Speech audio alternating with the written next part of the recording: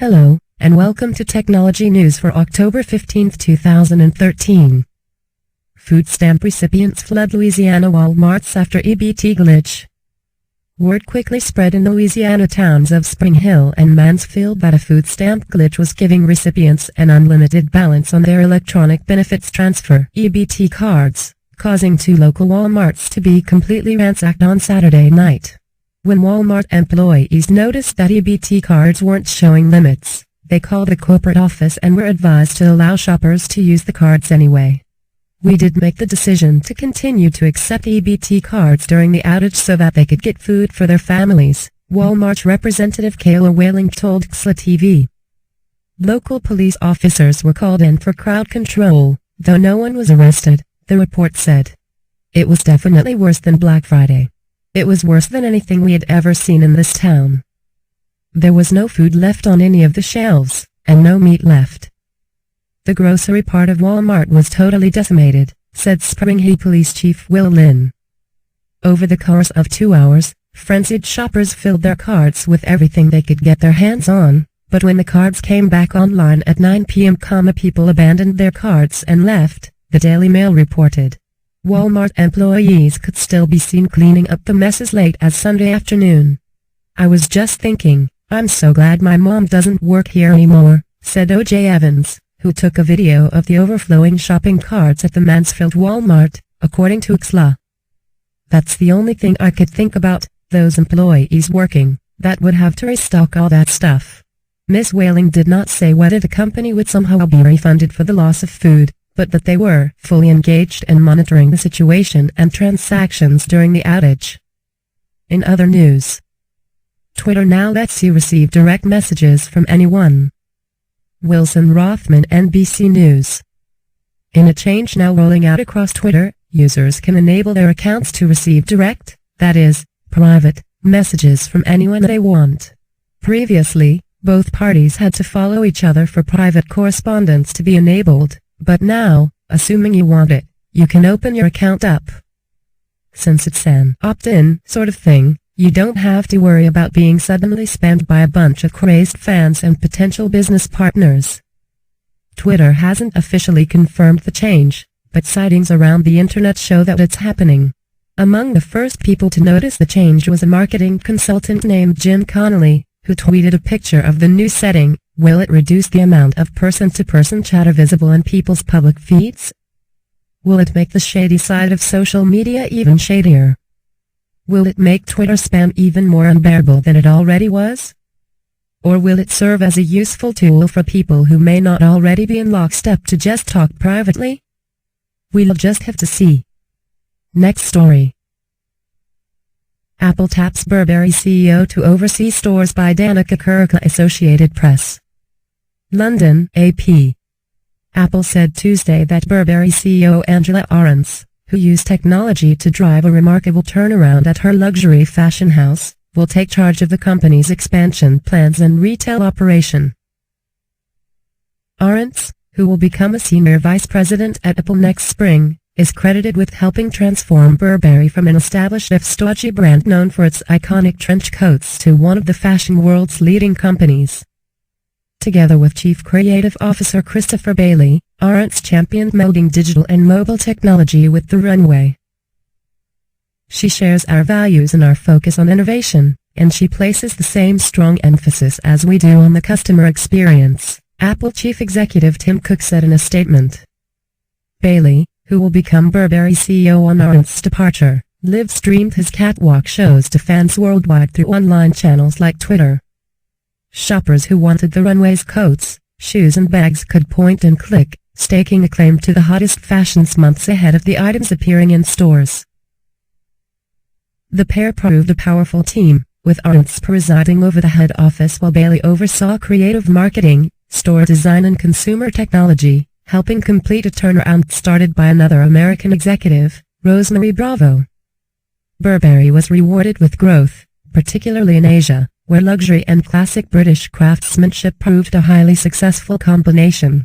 The company's share price has consistently outperformed the FTSE 100 stock index, and she has proved one of country's most prominent female executives. Burberry on Tuesday reported first-half sales rose 14% to £1 billion, $1.6 billion. The move to Apple Incorporated marks another step in the career of Ahrens, a native of New Palestine, Indiana, who also served as Executive Vice President at Liz Claiborne Incorporated and President of Donna Karan International. Over at CNET. Snapchat's unopened snaps can be seized by the police. The ephemeral photo-sharing app says it's handed over about a dozen unopened user images to law enforcement officials with warrants. Dara Care by Dara Care. The whole idea of Snapchat is take a photo, share it, and, poof, it's gone. But, there are certain circumstances when images could come back to haunt users, especially if law enforcement officials are involved. The photo-sharing app penned a blog post on Monday about the situations in which the service is obliged to hand over snaps to the police. The central takeaway is that Snapchat can only give unopened snaps to the police, because those are the snaps saved on its servers. Snaps are deleted from our servers after they are opened by their recipients, Snapchat's head of trust and safety Micah Schaefer wrote in the blog post. So what happens to them before they are opened? Most of Snapchat's infrastructure is hosted on Google's cloud computing service, App Engine. Most of our data, including unopened snaps, are kept in App Engine's data store until they are deleted. So, if law enforcement officials have a search warrant to see specific unopened snaps, the service is required by the Federal Electronic Communications Privacy Act to hand them over. Snapchat has given roughly a dozen snaps to the authorities since May 2013, according to Schaefer, which is a drop in the bucket compared with the 350 million snaps that are sent every day. Besides unopened snaps, there is one exception to other snaps that can be retrievable: snaps within Stories. The photo-sharing service launched Stories earlier this month with the idea of offering users 24 hours to repeatedly see a photo. Naturally, these images would stay on Snapchat's servers for that duration. According to Schaefer, these snaps within Stories are subject to the same legal requirements as unopened snaps. Next story. NSA said to collect millions of email address books. Chat list collection occurs when Internet services transmit the data during routine activity such as composing a message, The Washington Post reports. Stephen Musil by Stephen Musil. The National Security Agency is collecting hundreds of millions of contact lists from email and instant message accounts from around the world, according to a Washington Post report. The collection, which was revealed in documents supplied by NSA whistleblower Edward Snowden, occurs when Internet services transmit the data, typically when users log in, compose a message, or sync devices, the Post reported Monday. The agency is said to analyze that data to identify hidden connections among foreign intelligence targets. The agency collects an estimated 500,000 buddy lists on chat services and web-based email every day, according to an internal NSA PowerPoint presentation reviewed by the Post.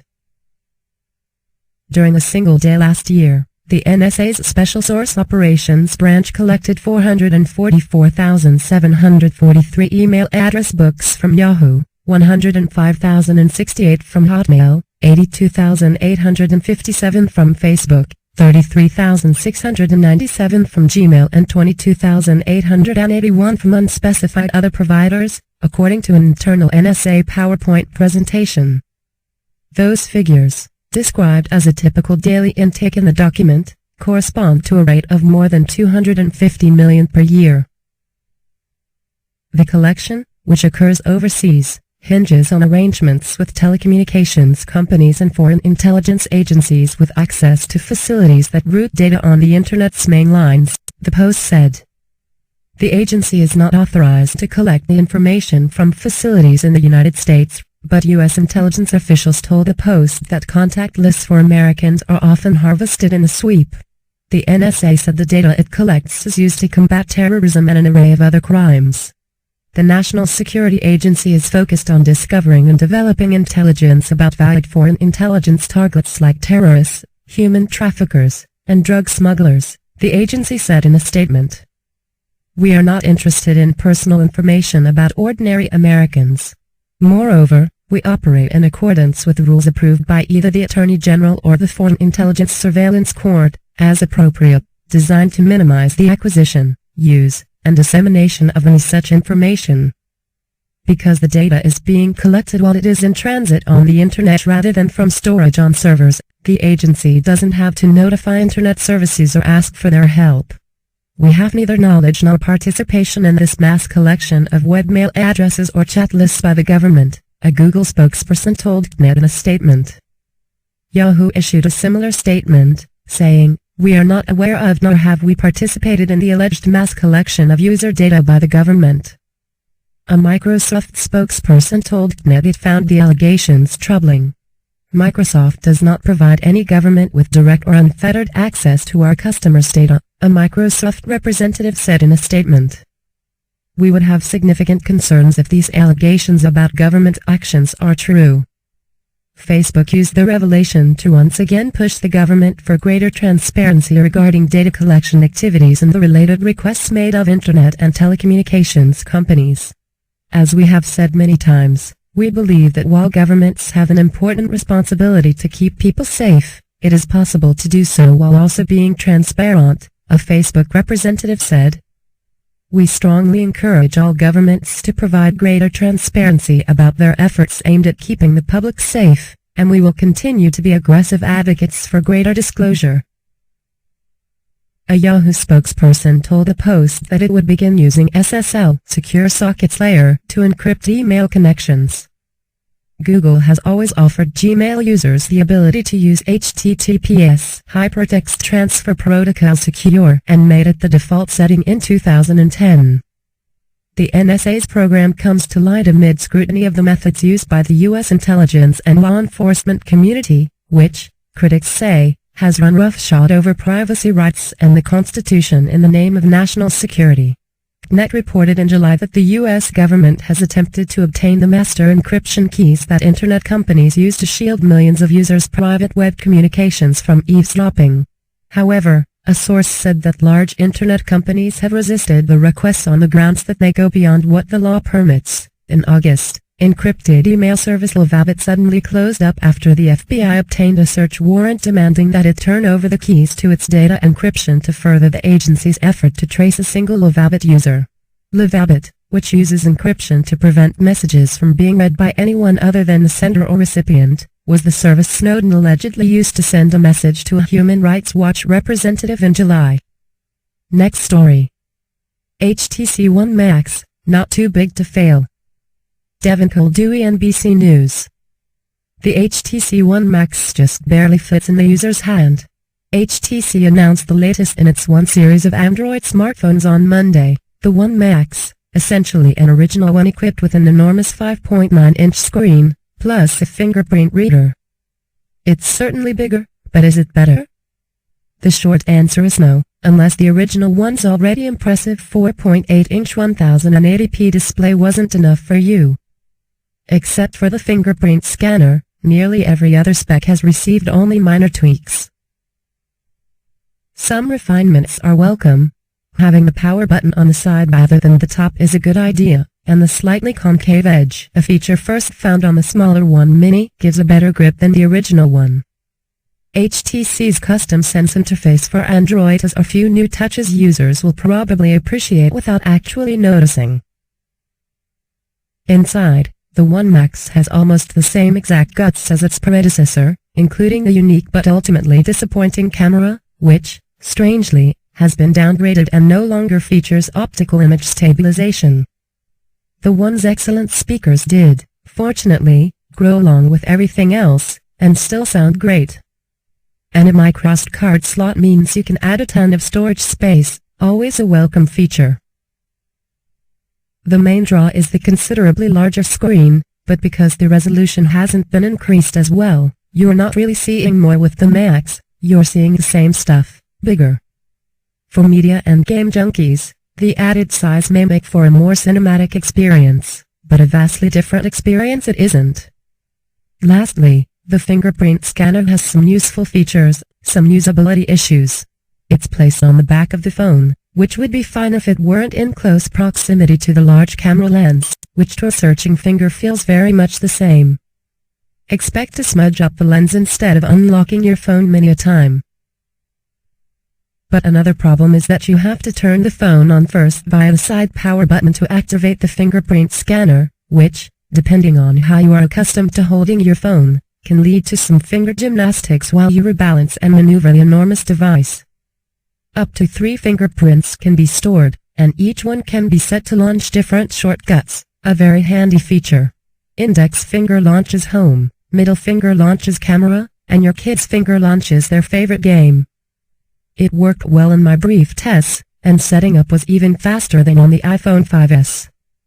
The 1 Max would be a nice choice for large phone lovers if its smaller sibling, the original one, wasn't already quite large and also an extremely good phone to begin with. The 1 Max adds little to the bargain except sheer size, and for many, the 5.9-inch screen simply results in a phone too large to use.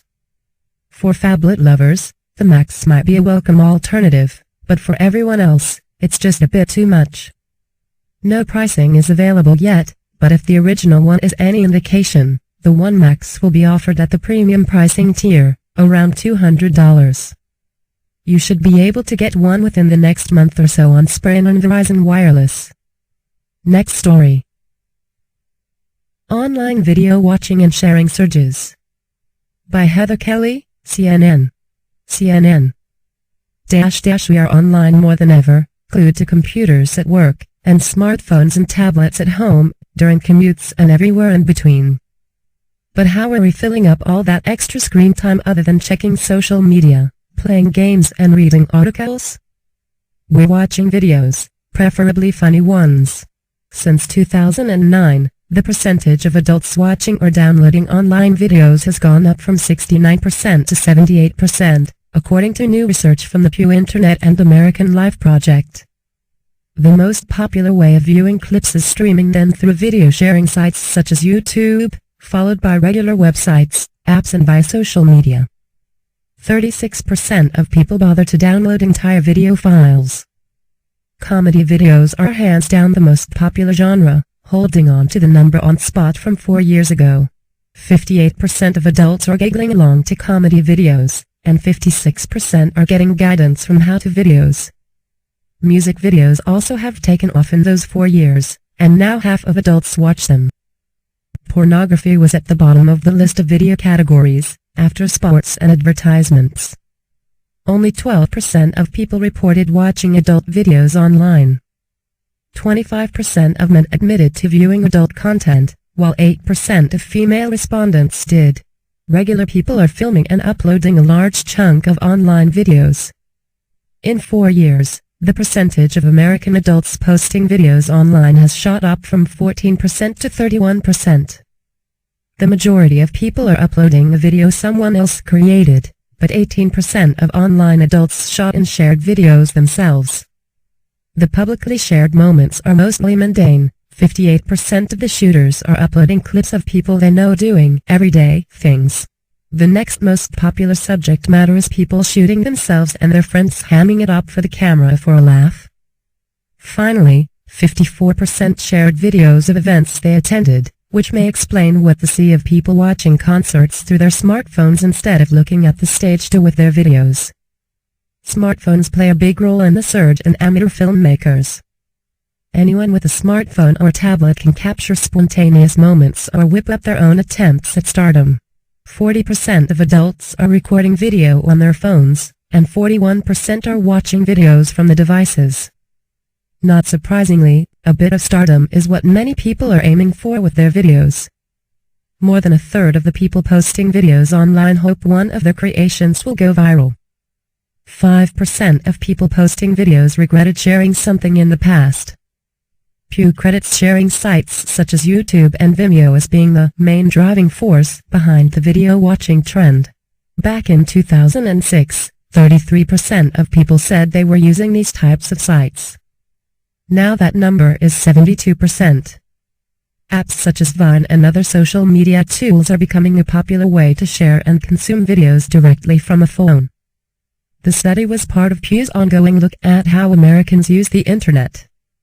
The phone survey of 1,003 American adults was conducted in July. The sampling error was plus or minus 3.6 percentage points. This is the end of Technology News Stories. Thank you for listening.